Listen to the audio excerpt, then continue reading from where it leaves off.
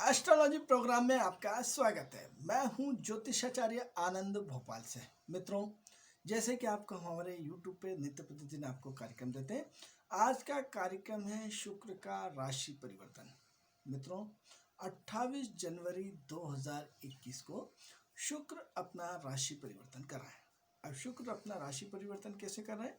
शुक्र जो धनु राशि में एक माह से चल रहे थे, वो अब मकर राशि में 28 जनवरी 2021 को प्रवेश कर रहा है।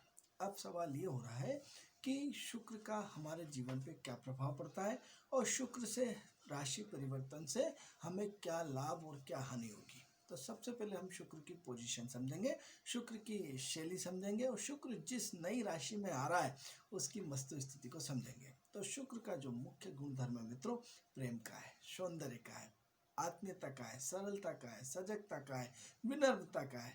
महत्वपूर्ण है, अपने शुक्र संबंधों को जोड़ने का काम करता है।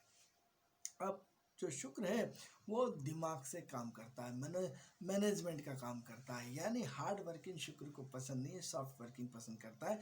जीवन में दो तरह की वर्किंग होती है, एक दिमाग से व्यक्ति अपने जीवन का निर्वाह करता है, एक हार्ड वर्किंग करके। जैसे मजदूर जो है वो दिमाग से पूरे जो हार्ड वर्किंग करके शनि के प्रधान होने के कारण वो मेहनत करके अपने जीवन का निर्वाह करता है। जबकि जो शुक्र है मित्रों, शुक्र जो है दिमाग से काम करता है, सॉफ्ट वर्किंग है। जैसे एक ट्रैक्टर का इंजीनियर और एक कंप्यूटर का इंजीनियर, यानी शनि जो है वो ट्रैक्टर का इंजीनियर बनेगा, लेकिन जो शुक्र है वो कंप्यूटर का फ्रिज का इंजीनियर बनेगा। तो दोनों की अपनी एक क्वालिटीज है। तो प्रश्न ये उठता है कि शुक्र का राशि परिवर्तन मकर राशि में हो रहा है। मकर राशि किसकी राशि? शनि की राशि हो रही है, यानी दो अपोजिशन कॉम्बिनेशंस का मिलन, यानी दो व्यक्ति जो एक हार्ड वर्कर है और एक जो दिमागी वर्कर है। यानी हम इसको क्या डिसीजन देंगे, क्या बोलेंगे? यानी एक व्यक्ति को शुक्र के राशि परिवर्तन से मेहनत भी करना पड़ेगी और दिमाग भी लगाना पड़ेगा, क्योंकि शनि की प्रवृत्ति मेहनत करने की है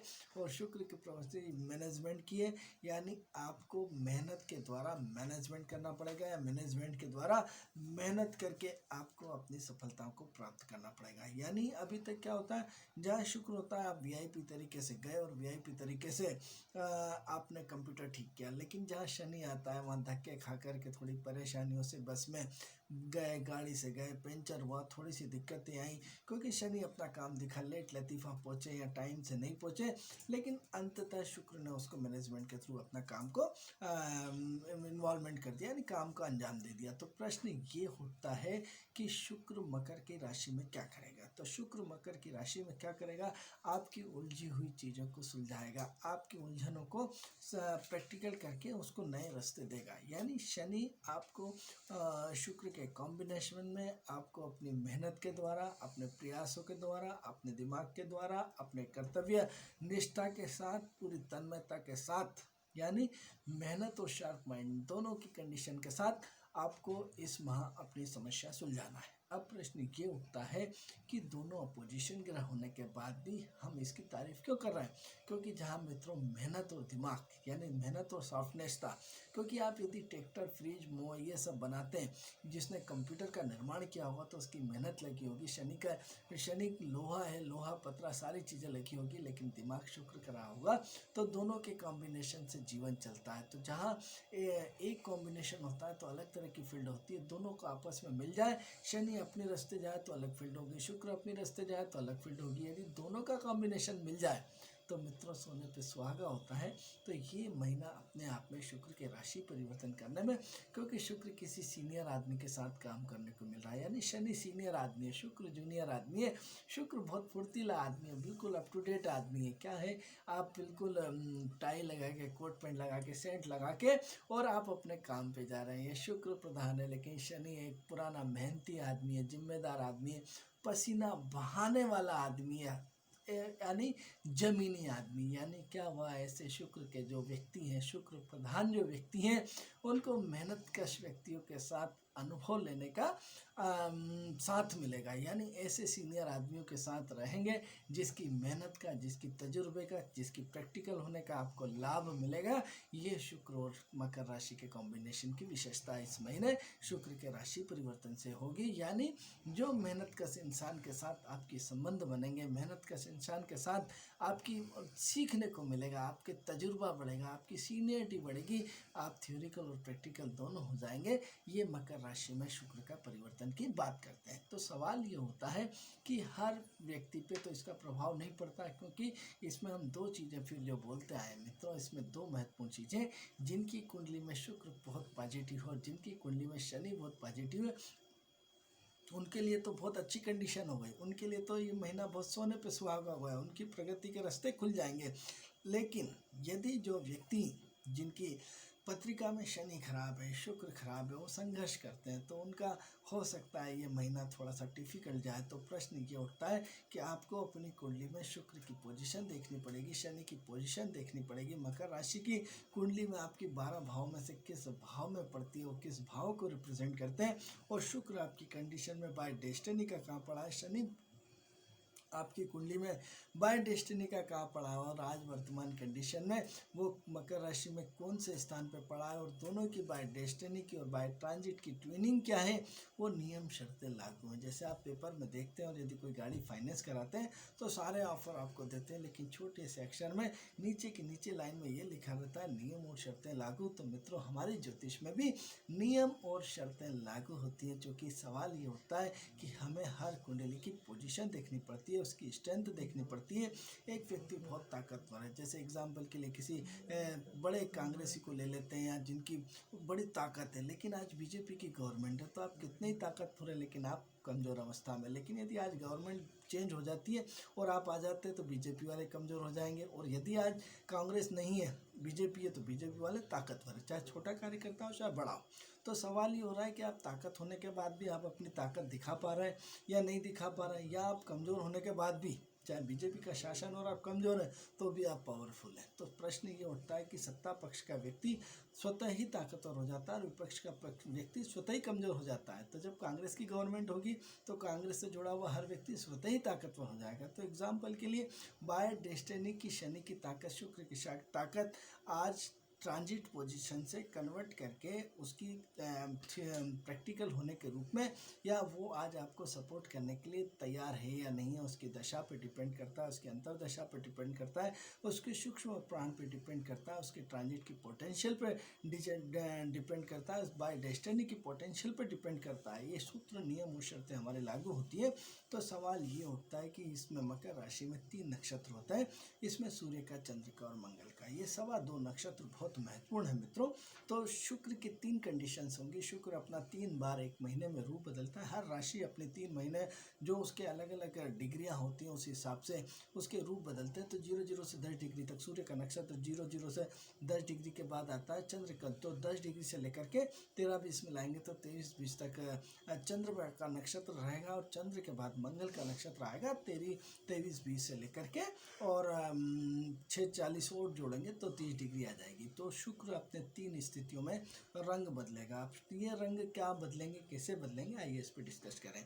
तो जब शुक्र के 10 दिन 28 तारीख से 10 दिन यानी 8 तारीख तक सूर्य का नक्षत्र, तो यानी शनि सूर्य में 36 का आंकड़ा है, यानी दोनों बाप बेटों में अच्छी मित्रता नहीं है। तो क्या हुआ, घमासान होगा, सरकार और आम आदमी के बीच में ज़बरदस्त घमासान चलेगा। ये जो विभिन्न रूपों में समस्याएं आएंगी, लेकिन कहीं ना कहीं सरकार और सरकार से जुड़े हुए व्यक्तियों के लिए परेशानी खड़ी होगी। दूसरा ये है कि यदि सूर्य सरकार के अलावा उच्च वर्ग को रिप्रेजेंट करता है, तो ऐसा व्यक्ति 10 दिन जो है वो बड़ी खींचतानी में जाएंगे, क्योंकि सवाल ये हो रहा है कि शनि में सूर्य का नक्षत्र हम अच्छा नहीं मानते, लेकिन सवाल ये हो रहा है कि अच्छा मानने और नहीं मानने के सूत्र हैं कि यदि कुंडली में कंडीशन अच्छी है तो अच्छा, यदि कुंडली में कंडीशन खराब है तो खराब मानेंगे। तो हमें इसकी दोनों स्थितियों का अध्ययन करना पड़ेगा, तब जाकर के हम कह पाएंगे कि आपकी कुंडली में सूर्य अच्छा है या नहीं है, शनि अच्छा है या नहीं है, शुक्र अच्छा है या नहीं है।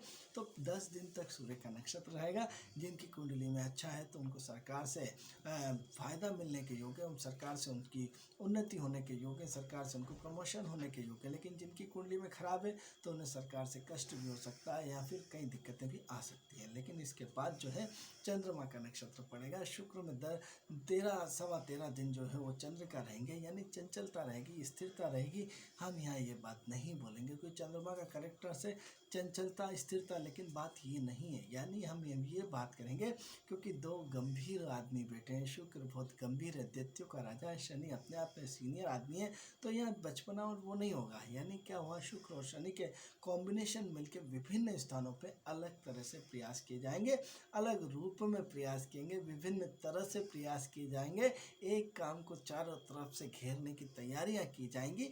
यानी मल्टीपर्पज अवस्था होगी, आप इसमें भी हाथ डाल रहे हैं, उसमें भी हाथ डाल रहा है, उसमें भी डाल रहा है, यानी विभिन्न तरह से प्रयास किए जाएंगे। कहीं ना कहीं क्रिएटिविटी आएगी और ऐसी क्रिएटिविटी जो आपकी लाइफ को चेंज कर देगी, जो आपके लाइफ में कुछ ना कुछ नयापन कर देगी। लेकिन यूँ मान के चलिए कि कहीं ना कहीं एडजस्टिव नेचर के साथ आप अपने आप को एक क्रिएटिविटी बना करके अपनी विचारधारा से कुछ शुक्र को शनि से सीखने को मजबूर होना पड़ेगा।